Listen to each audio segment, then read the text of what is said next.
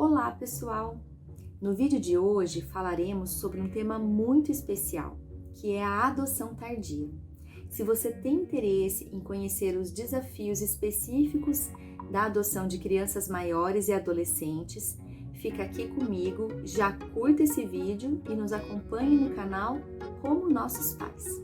Seja muito bem-vindo!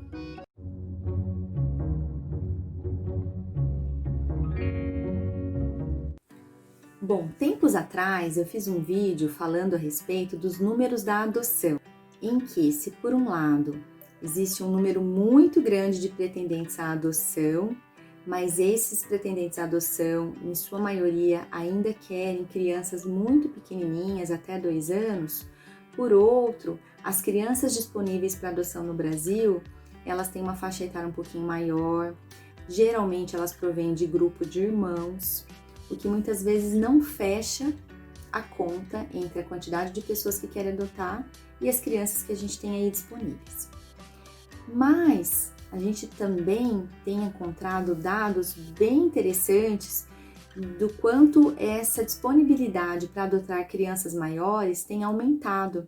Isso porque as pessoas têm participado de grupos de apoio à adoção, as mídias sociais, a imprensa tem falado muito mais a respeito da adoção, as pessoas têm se sensibilizado com relação às crianças que estão acolhidas, mas não só isso, elas têm percebido que muitas vezes elas têm disponibilidade interna sim para serem pais de crianças maiores. Nem todas as pessoas têm a necessidade de cuidar de uma criança desde os primeiros momentos de vida.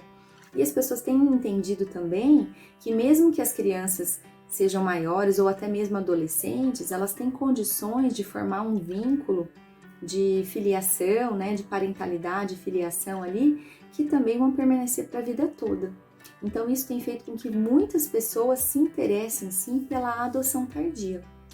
E é sobre isso que a gente vai conversar hoje, sobre alguns desafios dessa adoção tardia que os pais se deparam e como a gente pode tentar se preparar um pouquinho mais para isso. É considerada adoção tardia crianças que já passaram da primeiríssima infância, ou seja, quando a criança tem mais de 3 anos de idade. São crianças que, quando são adotadas, elas já dispõem de memória afetiva, memória corporal em relação à sua família biológica. São crianças que já se reconheciam nessa família biológica e ela tem que passar, então, por todos os processos de elaboração de lutos, de traumas, para que ela consiga, assim, estar apta a desenvolver novos vínculos com as suas famílias, né, que virão a adotá-las.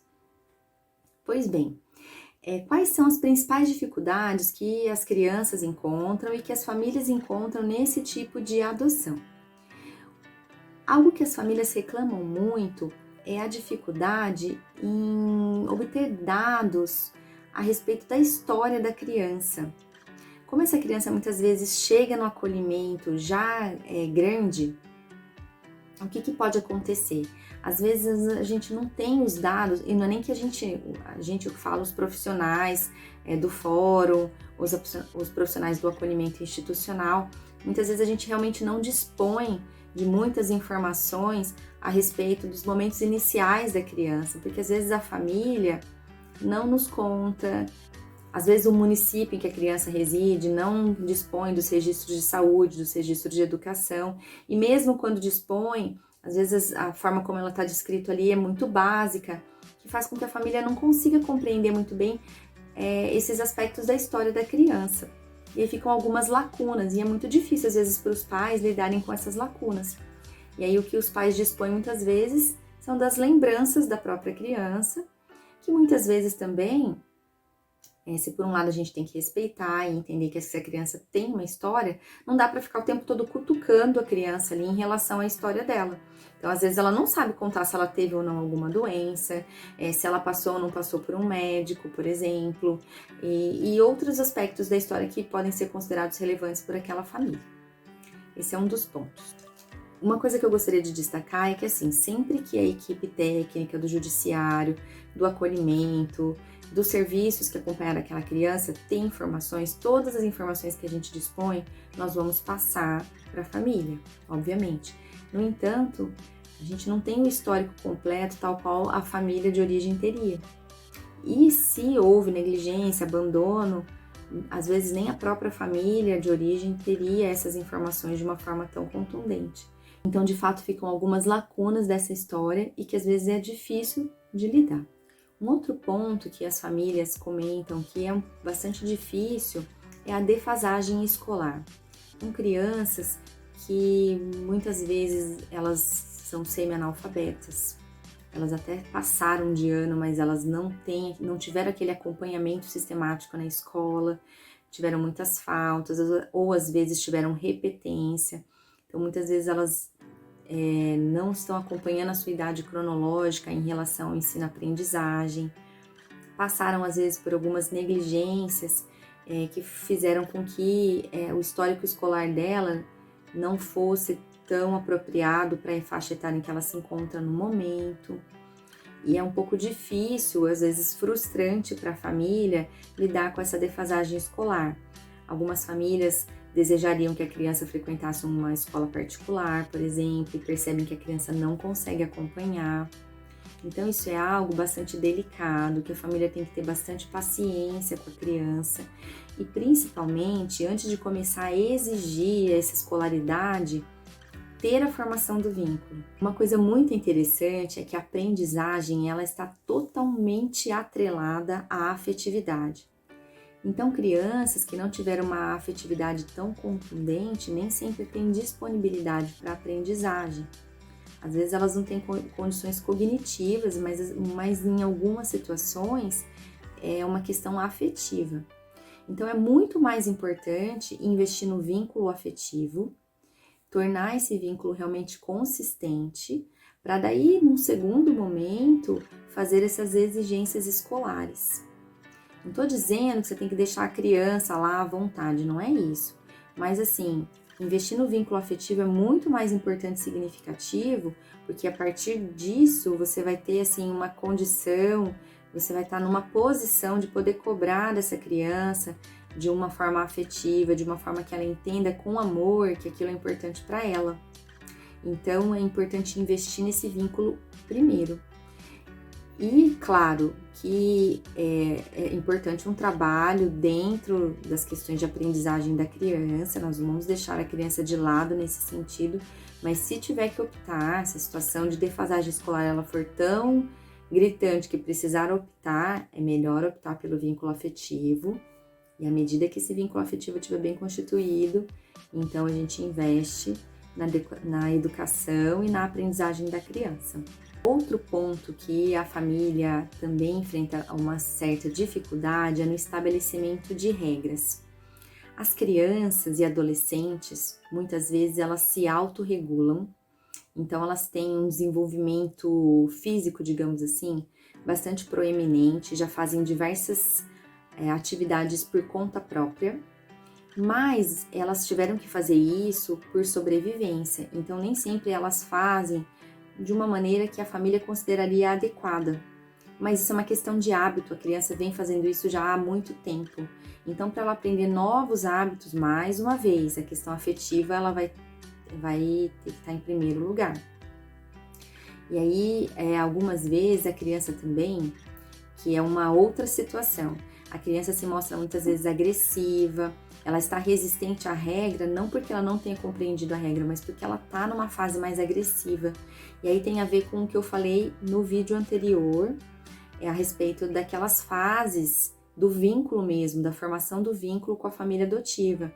Tem um certo momento aí na formação desse vínculo que a agressividade, a criança apresentar agressiva, faz parte da estruturação desse vínculo. Então é importante respeitar esse momento, dar acolhida para isso, com firmeza, claro, mas dar acolhida para isso, para que a criança entenda que sim, ela vai ficar naquela família, ainda que ela esteja se comportando de uma forma não adequada, que os pais escolheram a ela, então que ela vai ficar ali, assim ela vai tendo segurança, confiança, e ela vai começando a ceder, de algum modo, e querer pertencer a essa família. À medida que ela vai sentindo que ela pertence, ela vai querer participar das regras, ou ela vai querer negociar essas regras, né? Então, isso não vai durar para sempre, essa rebeldia, essa agressividade. mas isso vai durar enquanto a criança precisar testar. Enquanto ela ainda achar que ela pode ser abandonada, ela vai sempre testar essa família.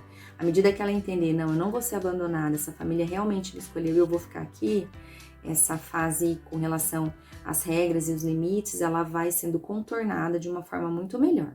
Dentro dessa perspectiva também, os pais às vezes têm dificuldades em lidar com uma ambiguidade que aparece aí entre uma certa autonomia e independência que a criança tem, que ela apresenta, do ponto de vista físico, ela faz bastante coisa sozinha, mas do ponto de vista afetivo, muitas vezes ela é uma pessoa que se apresenta de forma regredida. Então, ela faz muitas birras, ela se mostra muito dependente emocionalmente, ela quer fazer tudo junto com os pais, ou se ninguém pedir para ela fazer, ela fica ali parada porque ela não sabe o que fazer. E isso incomoda muitas vezes os pais. E às vezes isso vai acontecendo no decorrer da relação que se estabelece com a criança, justamente porque a criança está nesse momento aí de tentar evoluir um pouquinho do ponto de vista da maturidade emocional, né? Ela tá com dificuldades mesmo. E é importante entender assim, que se por um lado a criança é muito autônoma, é porque ela precisou se autorregular e cuidar sozinha. E à medida que ela vai percebendo que ela recebe cuidado, do ponto de vista emocional, ela vai ficando um pouco mais dependente, porque ela quer receber esse cuidado, ela precisa receber esse cuidado. E ela acha que se ela ficar mais dependente, se ela ficar mais bebezona, ela vai receber esse cuidado dos pais.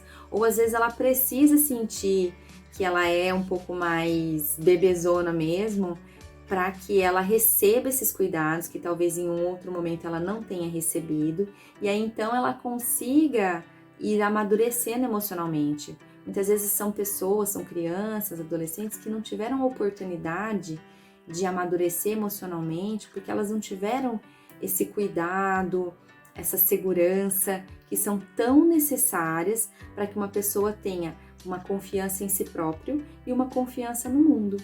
Então, é por isso que muitas vezes ela se apresenta assim tão regredida. E por fim, um ponto que eu quero destacar aqui, que eu acho bastante interessante, é que é uma adoção mútua. Vocês percebem? Ao mesmo tempo que os pais vão adotando essa criança, a criança e o adolescente vai também adotando os seus pais, vai adotando os hábitos dos seus pais, vai sentindo que esses pais são realmente as pessoas que vieram para cuidar dela, para proteger, para exercer essa parentalidade que elas tanto almejam. E nesse sentido, é uma adoção mútua. Então isso é muito bonito, é uma coisa que assim, fica muito visível na adoção tardia. É um vínculo de amor que vai sendo construído. Para a gente finalizar, é muito importante compreender o passado que a criança traz, sem negá-lo, poder favorecer a construção de uma nova história capaz de reparar o que antes possa ter se apresentado como faltoso ou até mesmo como negligente, ao dar lugar a uma convivência potente de amor e cuidado. Então isso na adoção tardia é muito visível, é muito bonito acompanhar a trajetória de pessoas nesse fortalecimento, nessa construção dos laços afetivos e essa constituição da família, uma família que nasce aí pela via adotiva. A adoção tardia deixa isso muito evidente. Muito obrigada por terem me acompanhado aqui, espero que tenham gostado dessas reflexões. Deixe seus comentários aqui no vídeo e continue nos acompanhando aqui no canal. Um grande beijo e até a próxima!